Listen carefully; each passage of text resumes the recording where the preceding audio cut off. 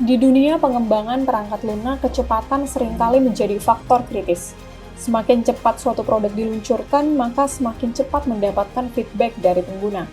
Kebanyakan proyek di industri pemrograman akan melibatkan perubahan fitur dan perbaikan bug setelah produk diluncurkan.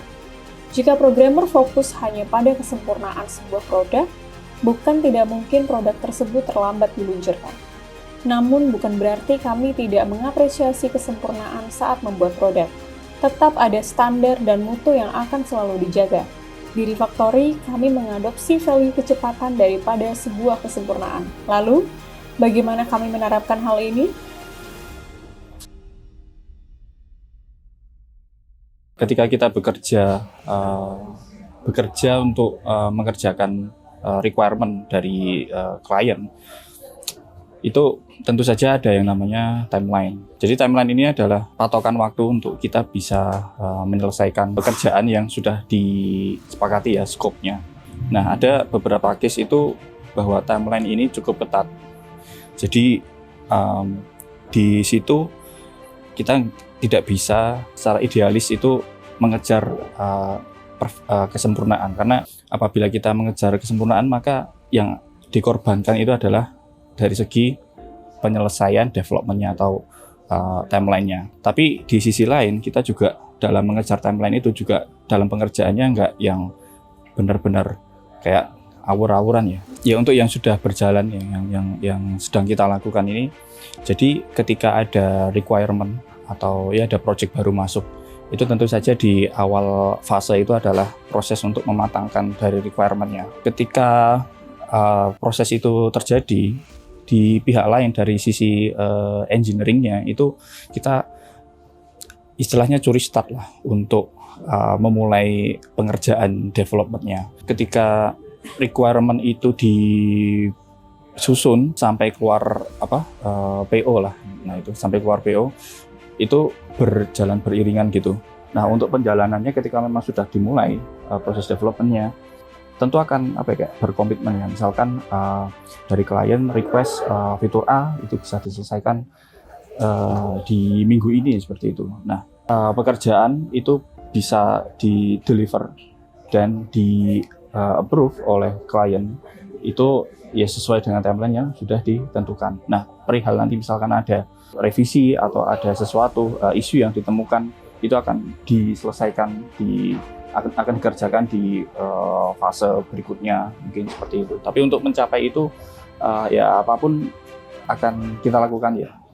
Untuk rata-rata klien yang bekerja sama dengan Refactory itu biasanya mereka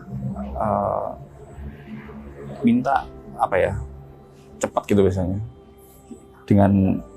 Dengan cara biasanya mereka ngeset timeline yang cukup ketat seperti itu. Berarti kan ekspektasinya memang klien bisa mulai menggunakan atau memberdayakan aplikasi itu secepat mungkin supaya bisa segera menggenerate value lah untuk mereka. Untuk masalah misalnya ada isu atau ada temuan gitu, ada temuan masalah itu bisa dikerjakan di kita ada yang namanya kayak warranty period gitu. Jadi misalkan setelah rilis kemudian ada kayak suatu isu yang ditemukan, nah itu akan kita cover di warranty period itu biasanya antara setengah atau 1 bulan setelah rilis. Kenapa engineer harus cepat belajarnya kalau dari Refactory?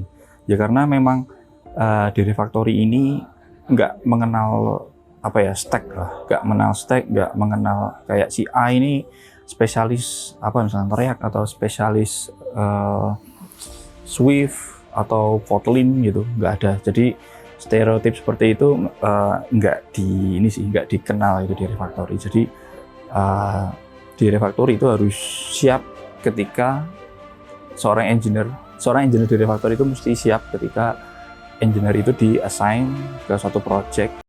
Dalam pengembangan perangkat lunak, lebih baik untuk memiliki versi awal produk yang bisa diuji dan diperbaiki daripada menunggu hingga setiap fitur sempurna selesai.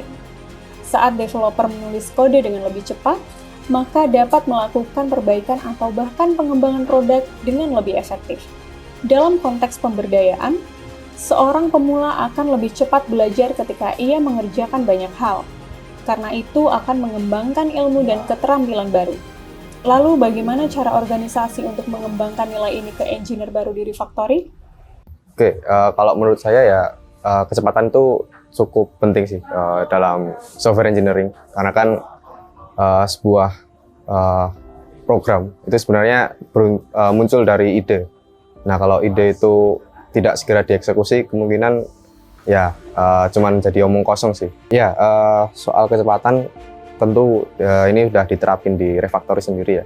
Kalau contohnya mungkin ya ketika ada sebuah project baru dan kita sebagai software engineer masih awam soal teknologi tersebut, ya kita perlu belajar cepat untuk memahami project tersebut sih.